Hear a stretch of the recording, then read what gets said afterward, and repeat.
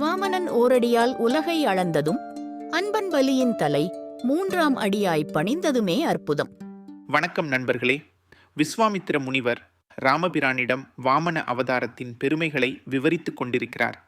கடந்த பாடலில் மாவலி சக்கரவர்த்தியின் தானத்தை கையேற்ற வாமனன் விண்ணுக்கும் மண்ணுக்குமாய் விரிந்து பெருகிய பேரழகை கண்டோம். ஒரு திருவடி மண்ணை அளந்தது, விண்ணை அளந்தது. ஆனால் 3ஆம் அடிக்குத்தான் இடமே இல்லை. இனி என்ன நடந்தது? அந்த ஒப்பற்ற தெய்வத்தின் திருவிளையாடலை கம்பர் பெருமான் எப்படி சித்தரிக்கிறார் என்பதை கேட்போம். உலகு எலாம் உள்ளடி அடக்கி ஓர் அடிக்கு அலகு இலாது அவ் அடிக்கு அன்பன் மெய்யதாம். இலை குலாம் துழாய்முடி ஏக நாயகன் சிலை குலாம் தோழினாய் சிறியன் சாலவே. உலகு எலாம் உள்ளடி அடக்கி. அன்பர்களே கேளுங்கள். வாமனன் என்று சிறிய வடிவில் வந்த அந்த திருமால் மகாபலியிடம் மூவடி மண் கேட்டு அவனும் நீர் வார்த்து தானம் செய்ததும் கண்டீர்களா அந்த அற்புதத்தை? குள்ளமான அந்த தோற்றம் ஒரு நொடியில் விண்ணையும் மண்ணையும் கடந்து வளர்ந்தது. அவன் தன் ஒரு திருவடியை, ஆம் ஒரு திருவடியை மட்டும் தரையின் மீது ஊன்றினான். என்னே அதிசயம்!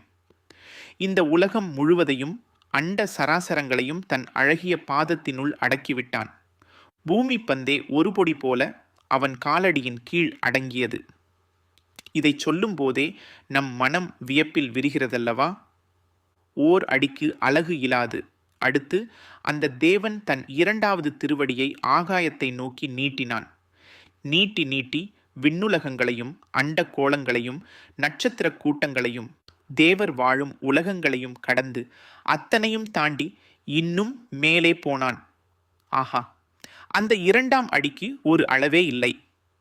இவ்வளவுதான் என்று சொல்ல முடியாத ஒரு பிரம்மாண்டம். அவன் காலடிப்பட்ட இடமெல்லாம் புனிதம் பெற்றது. ஆண்டவெளி கூட அக்கணமே நிறைவு பெற்றது. அப்போதும் 3வது அடிக்கு இடமில்லை. என்ன செய்வார் அந்த மாயவன்? அவ் அடிக்கு அன்பன் மெய்யதாம். அங்குதான் அன்பின் சிகரமாக தன்னையே அர்ப்பணிக்கும் தியாகத்தின் உருவமாக மகாபலி சக்கரவர்த்தி நின்றிருந்தான். பெருமானின் 2 அடிகள் உலகங்களையும் வானையும் அளந்துவிட்டன. 3வது அடிக்கு இடமில்லாமல் நிற்க அந்த மகாபலி சக்கரவர்த்தி சற்றும் யோசிக்கவில்லை. சுவாமி, எனது உயிரும் உடலும் தங்களுக்கே அர்ப்பணம். என் தலை மீது உமது 3ஆம் அடியை வையுங்கள் என்று தன் சிரம் தாழ்த்தி நின்றான். ஆம், அந்த அன்பனின் தலையே, அந்த பக்தனின் உடலே திருமாலின் 3வது அடிக்கு அளவாக அவனுக்குரிய இடமாக மாறியது. மெய்யாகவே தன்னை முழுவதுமாய் அர்ப்பணித்தவனின் பக்தியே தெய்வத்தின் திருவடியை ஏந்தும் பேராயிற்று. என்னே பக்தி, என்னே அர்ப்பணிப்பு! இலை குலாம் துழாய்முடி ஏக நாயகன் யார் அவர்? துளசி மாலைகள் சூடிய திருமுடி கொண்டவர். இலை குலாம் துழாய்முடி என்றால் அழகிய துளசி இலைகளால் தொடுக்கப்பட்ட மாலைகளை தன் திருமுடியில் தரித்தவர். அந்த துளசியின் மனம் கமழும் திருமுடியுடன் உலகத்திற்கே ஒப்பில்லாத ஒரே நாயகன், ஏக நாயகன். இந்த அண்ட சராசரங்களுக்கு ஒரே தலைவன். வேறு தலைவனோ வேறு கடவுளோ இல்லாத தனிப்பெரும் தலைவன். இவரே அந்த வாமனனாக வந்த திருமால் என்பதை கம்பர் அழகிய சொல்லாடலால் உணர்த்துகிறார். சிலை குலாம் தோழினாய் சிறியன் சாலவே.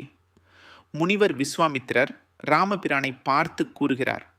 வில்லால் அழகு மிளிரும் தோள்களை உடைய ராமனே, சிலை குலாம் தோழினாய். உன் தோள்களில் வில்லானது கம்பீரமாக விளங்குகிறதே. பார், இத்தகைய பரந்த உலகத்தை, விண்ணையும் மண்ணையும் அண்டங்களையும் அளந்த அந்த ஏக நாயகன் உலகத்திற்கெல்லாம் தலைவன் எவ்வளவு சிறிய வடிவத்தில் முதலில் வந்தான் தெரியுமா? சிறியன் சாலவே. மிக மிகச் சிறியவனாய் ஒரு வாமனனாய் வந்தான் என்று வியப்புடன் கூறுகிறார்.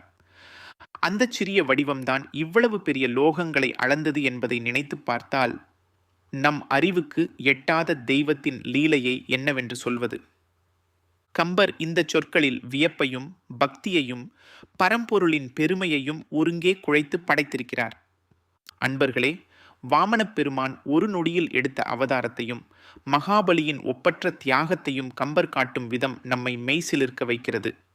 இப்படி உலகங்களை அளந்த அந்த கருணையங்கடல் அடுத்து என்ன செய்தார்? அந்த திருவடிகளுக்கு என்ன சிறப்பு? கேட்போம் அடுத்த பாடலில்.